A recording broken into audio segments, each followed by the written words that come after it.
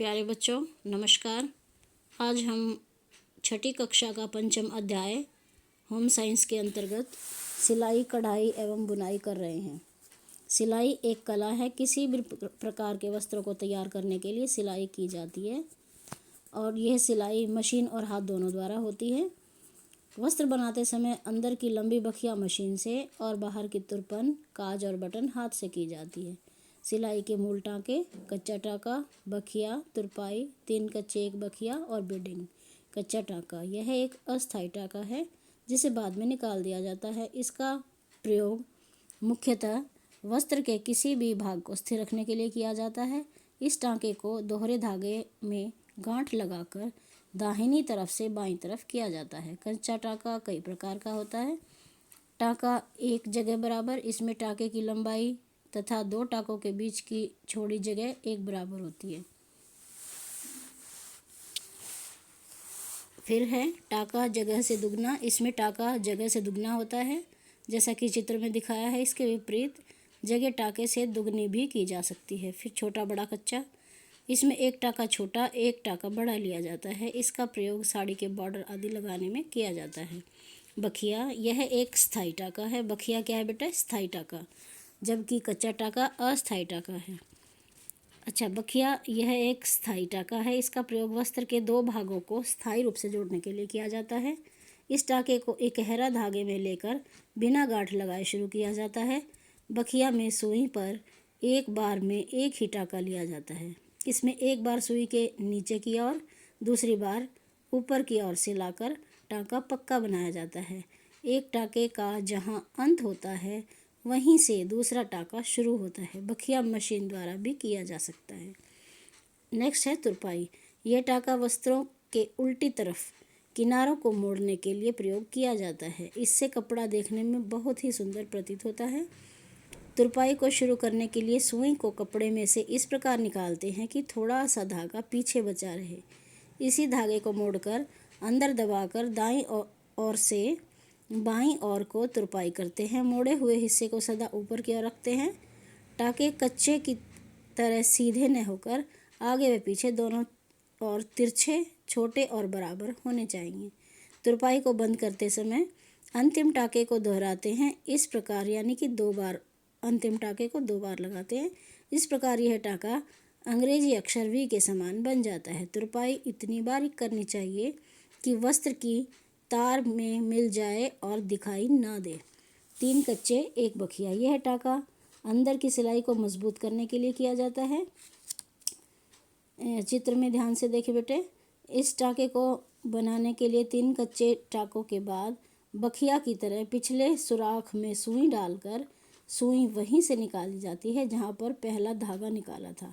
इसके पश्चात पुनः 3 कच्चे टाँके लिए जाते हैं। फिर है बीडिंग। इसमें सबसे पहले कपड़े के 5-6 धागे निकाल दिए जाते हैं। फिर तुरपाई के टाँके द्वारा उनको बांधा जाता है जैसा कि चित्र में दिखाया गया है। विभिन्न सीवने। अब हम सीवन पढ़ रहे हैं। वस्त्र के 2 हिस्सों को जोड़ने के लिए विभिन्न सीवनों का प्रयोग किया जाता है। 3 तरह की सीवन होती है: सादी सीवन, चपटी सीवन और चोर सीवन। सादी सीवन कपड़े के दोनों जोड़ने वाले भागों को सीधी तरफ से एक दूसरे के ऊपर रखकर कच्चे टाँके द्वारा अस्थायी रूप से जोड़ने के पश्चात मशीन से बखिया किया जाता है। चपटी सीवन ये बहुत ही महत्वपूर्ण है बेटा। चपटी सीवन आपके क्वेश्चन का भी एक आंसर है ये। इस सीवन का प्रयोग त्वचा के संपर्क में आने वाले कपड़ों पर तथा पतले कपड़े जैसे मलमल आदि को सीने के लिए किया जाता है। कपड़े के दोनों जोड़ने वाले भागों को सीधी तरफ से एक दूसरे के ऊपर इस प्रकार रखते हैं कि एक दूसरे कपड़े से 1 सेंटीमीटर ऊंचा रहे। एक कपड़ा जो है वो दूसरे कपड़े से 1 सेंटीमीटर ऊंचा रहे। नीचे वाले हिस्से के किनारे पर कच्चा कर देते हैं। फिर 3 कच्चे और 1 बखिया का टाँका बनाते हैं। अब ऊंचे निकले हिस्से को नीचे पर फैलाकर मोड़ देते हैं। इस पर पहले कच्चा और तुरपाई करते हैं। इससे सीवन दोनों ओर से चपटी आ जाती है, इसलिए इसे चपटी सीवन कहते हैं। चोर सीवन यह कपड़ों के 2 भागों को जोड़ने की मजबूती वाली विधि है। इसमें कपड़े के दोनों जोड़ने वाले भागों को उल्टी तरफ से एक दूसरे के ऊपर रखकर सीधी तरफ से बखिया करते हैं। फिर किनारे कैंची द्वारा काट कर साफ किए जाते हैं और कपड़े को उल्टा करके दोनों भागों को समतल करके किनारों के लगभग 3/4 सेंटीमीटर नीचे कच्चा करके बखिया किया जाता है। वस्त्रों को सुंदर और आकर्षक बनाने के लिए कढ़ाई की जाती है। ये थी चोर सिवन। अब वस्त्रों को सुंदर और आकर्षक बनाने के लिए बेटा कढ़ाई की जाती है। अब हम पढ़ रहे हैं कढ़ाई कला। कढ़ाई में मेजपोश, पर्दे, कुशन, चादर, साड़ियाँ, बच्चों के वस्त्र आदि अधिक आकर्षक और सुशोभित लगने लगते हैं कढ़ाई करने से। तो लेकिन कढ़ाई करते समय हमें कुछ बातों का ध्यान रखना चाहिए। इसलिए कढ़ाई करते समय हमें किन किन नियमों का पालन करना चाहिए ये दिए गए हैं। कढ़ाई का नमूना कपड़े के आकार और नाप पर निर्भर करता है। छोटे कपड़े के लिए छोटा नमूना, बड़े के लिए बड़ा नमूना होना चाहिए। नमूना सदा सफाई से उतारना चाहिए जिससे काटने में आसानी रहे और कढ़ाई भी सफाई से हो सके। फिर नंबर 3, कढ़ाई करते समय धागे के रंगों का कपड़े के रंगों से मेल होना चाहिए तथा पक्के रंग हों और धागे मजबूत होने चाहिए। सुई में कम लंबा धागा डालना चाहिए क्योंकि जितना लंबा धागा होगा बार बार गांठ लगती रहेगी और कढ़ाई में सफाई नहीं आएगी। कढ़ाई के टाँकों को बखिए से शुरू कर व समाप्त करना चाहिए और गांठ कभी भी नहीं लगानी चाहिए। कढ़ाई के टाँकों को न अधिक खींचना चाहिए न ही अधिक ढीला छोड़ना चाहिए। कढ़ाई करने के बाद धागों को सदा कैंची से काटना चाहिए। जब कढ़ाई पूरी हो जाए तो कपड़े पर उल्टी तरफ से इस्त्री करनी चाहिए, यानी कि प्रेस जो है कढ़ाई वाले कपड़े पर हमेशा उल्टी तरफ से करनी चाहिए। कढ़ाई के लिए आवश्यक सामान: फ्रेम, सुइयाँ, सूती व रेशमी धागे की लच्छियाँ और कैंची। अब है नैपकिन बनाना। नैपकिन बच्चों को पहनाए जाते हैं। बच्चे की शारीरिक स्वच्छता में नैपकिन का बहुत महत्वपूर्ण स्थान है। बाज़ार से नैपकिन प्राप्त किए जा सकते हैं लेकिन ये घर पर भी बनाए जा सकते हैं। हम अपनी मनपसंद का रंग और कपड़ा लेकर इसको आकर्षक बनाने के लिए सुंदर सुंदर रंग और विभिन्न प्रकार की कढ़ाई, फल फूल, बेल, गुड़िया आदि बना सकते हैं। और कपड़े का चुनाव करते समय हमें इस बात का ध्यान रखना चाहिए कि वो मुलायम हो, पक्के रंग का हो, क्योंकि अगर कच्चा रंग होगा तो बच्चे की त्वचा को हानि हो सकती है।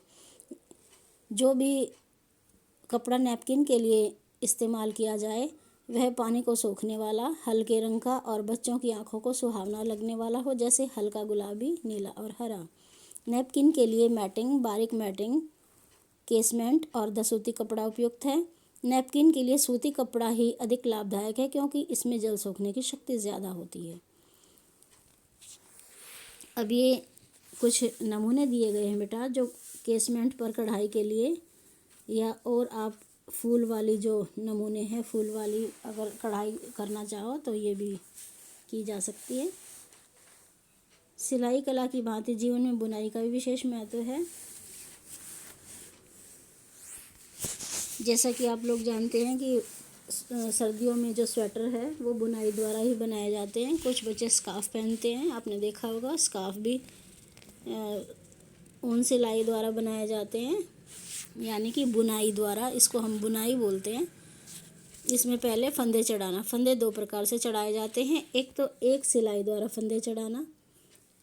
जितने फंदे चढ़ाने हो उसके अनुसार ऊन छोड़कर एक सरकने वाली गांठ लगाकर सिलाई पर चढ़ाओ। सिलाई और ऊन गोले की ओर से दाहिनी हाथ में पकड़ो। ऊन का खाली छोड़ा हुआ सिरा बाएं हाथ से पकड़ो और अंगूठे पर लपेटकर फंदा बना लो। इस फंदे के नीचे की सिलाई की नोक अंदर डालो और दाहिने हाथ से ऊन के पीछे से सामने की ओर ले आओ और धागे को बाएं अंगूठे से के अंदर से बाहर निकालो और बाएं हाथ से धीरे से खींचकर धागा कस दो। ये एक फंदा बन गया। इसी प्रकार फंदे चढ़ा लो। फिर है 2 सिलाइयों द्वारा फंदे चढ़ाना। ऊन के सिरे के पास एक फंदा बनाकर बाएं हाथ में पकड़ी सिलाई पर चढ़ाओ। फिर दाएं हाथ में दूसरी सिलाई व गोले की तरफ ऊन लेकर सिलाई की नोक उस फंदे में से डालकर उस पर दाएं हाथ से ऊन का एक बल दो तथा उसे पहले फंदे में से निकाल लो। इस तरह एक फंदा दाएं हाथ वाली सिलाई पर बन जाएगा। इस फंदे को बाएं हाथ वाली सिलाई पर उतार लो। इसी तरह आवश्यकता अनुसार और फंदे डाल लो। फिर है सीधा बुनना। फंदे वाली सिलाई को बाएं हाथ में लो। दाहिने हाथ में फंदे के नीचे की ओर से दाईं ओर डालो।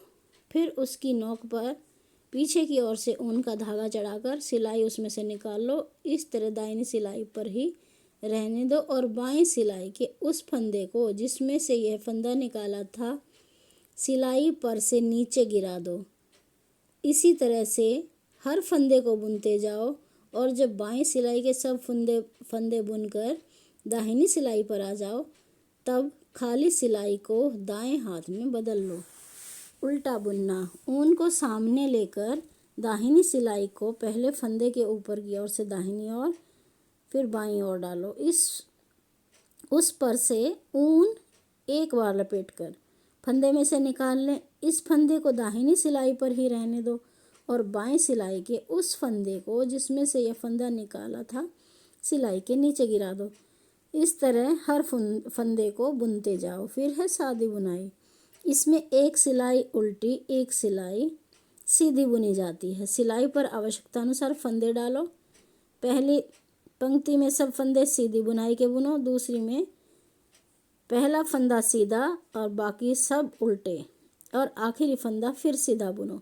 इसी तरह जितना बॉर्डर बनाना हो या जितना चौड़ा बनाना हो उतना इन्हीं दो तरह की पंक्तियों को बार बार बुनकर बना सकते हो। एक फंदा सीधा एक फंदा उल्टा। सिलाई पर आवश्यकता अनुसार फंदे डालकर पहला फंदा सीधा बुन लो। फिर ऊन का धागा घुमाकर सिलाई के आगे ले आओ और बाएं सिलाई का अगला फंदा उल्टा बुन लो।